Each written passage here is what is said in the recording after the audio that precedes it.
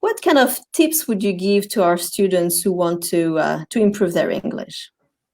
One of the biggest tips I give is just don't take it so seriously.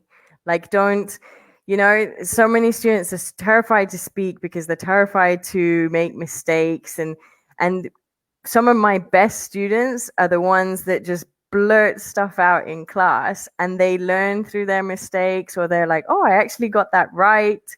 They, sometimes you have to be a bit like in children's classes where they just have no fear of making mistakes or saying something silly. They just speak. And I think that's one thing that sometimes stops some students, especially students who want to improve their fluency, is they're so concerned about every single word and structure being correct. And this is probably the worst thing for an English teacher to say, but it's true.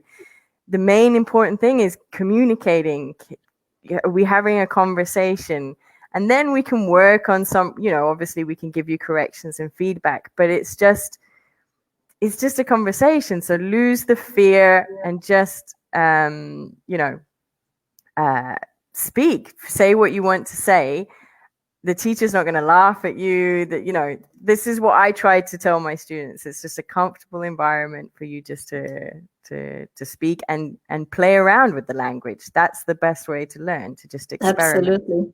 But from your experience, like you have a new student who comes to you and is very rusty, that hasn't spoken English for a long time, and now I think it's time to invest time and improve their English. How long does it take for them to get this confidence, not to be fluent, because it takes a long time to really be fluent in English, but just to feel comfortable speaking English? I think it really depends on the students. I mean, I would say after a couple of lessons, they start to get to know you, and they get used to the whole dynamic of the online lesson, the video, the microphones, and that sort of thing.